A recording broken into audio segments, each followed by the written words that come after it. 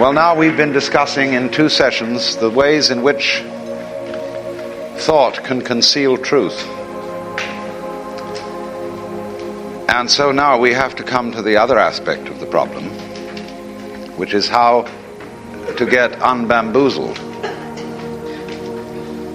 And I often say that in a way this is the wrong question, because it reminds me of the famous tale about the American tourist in England who wanted to find a way to obscure a little village called Upper Tuddenham. And he asked a local yokel the way, and the man scratched his head and said, "Well, sir, I do know the why, but if I were you, I wouldn't start from here." And the problem, therefore, of what to do is in a way the wrong question. Because as I pointed out yesterday, you have to begin with the assumption that you can't do anything. You can't change yourself. Because the whole idea involves a sort of schizophrenic situation where there's I is going to change me. And this is where the genius of Krishnamurti comes out, where he won't give anyone a method. And actually he gets you into the meditation process by pretending not to. He's a real tricky character. Very, very great guru, except that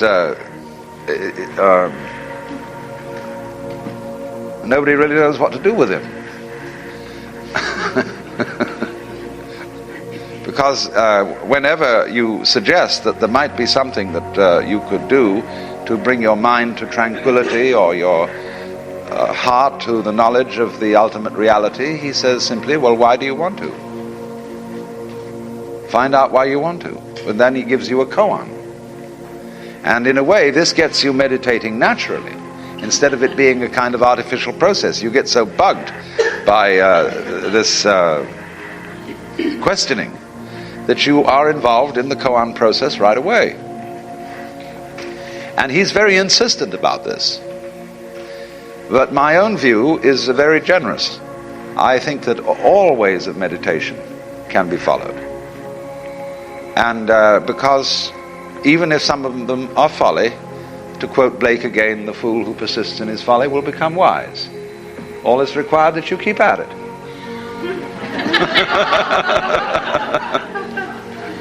So I want to talk this morning about the various central methods of meditation. And we'll begin, why not, with the Yoga Sutra, Patanjali, where the first, he says, "Now yoga is explained." This is the first verse.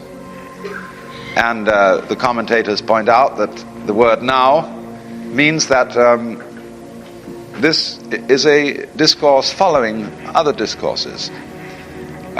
Something has gone before. Certain things you have to have mastered before you try yoga. And this is in line with the Hindu view of life, that life is divided into ashramas, or stages.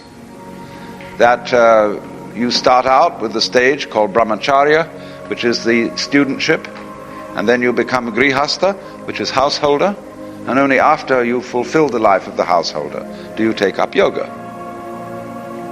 And this is, of course, also in line with Jung's views, that spiritual awakening belongs properly to the second half of life.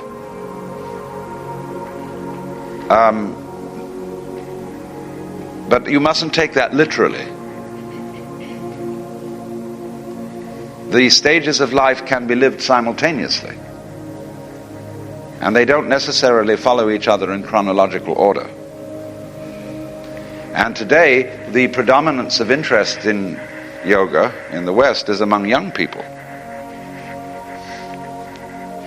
And these are the people who are now the new sannyasins, the wandering monks, the dropouts. After all, a sannyasin is a dropout, only a high-class dropout. And but he has, in India, of course, fulfilled his social debts. He has raised a family, established his work, and put his oldest son in charge of the business. But we are in an entirely different situation, because many of our oldest sons despise the business that we as adults were involved in, because they see through the hollowness of a way of life that has so hopelessly confused symbol with reality. So I guess in our circumstances, yoga is important for everyone. Now the next verse of the Yoga Sutra says, Yogas Chitta Vritti Nirodha. And this is a complicated thing to translate.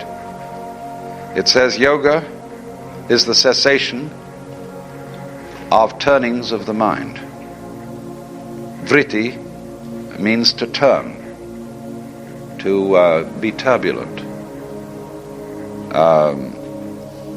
When you talk about a Chakravartin as a great ruler, a great king, means one who turns the wheel. Vartin is the same as Vritti. And a Vartin is one who turns, a Vritti is a turning, a wave, like a wave rolls over and splashes. Chitta means approximately consciousness. It refers to the basic awareness that we have, whether it is strictly conscious or subconscious. Chitta means something like, let's suppose we make the mind analogous to a mirror, a reflecting mirror. The mirror itself would correspond to what is meant in Sanskrit by chitta. You see, we're not aware of the color of the lens of our eye. And so we just name that color transparent. If it had a color, we wouldn't know it. And so we don't. But you can't really altogether ignore the background of vision, because it's very important, even though you never see it. It's basic to all that you see, just as the diaphragm in the speaker of the radio is basic to all that you hear on the radio.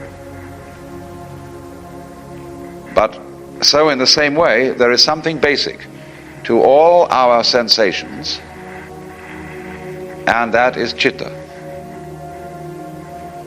So now there are two schools of thought. One who say that yoga, that chitta vritti nirodha, the cessation of the turnings in the chitta, is the elimination of all sense experience and all thought and all feeling whatsoever from consciousness. And when one speaks then of the goal of yoga as being samadhi, and particularly what is called asampragnata samadhi, which means samadhi without a seed in it, or nirvikalpa samadhi. Nirvikalpa is a moot word. Some people think that means this total elimination of all contents from consciousness. It's like when you get into a sensory deprivation chamber and you learn to relax the muscles of your tongue and the muscles of your eyes, and you really go blank.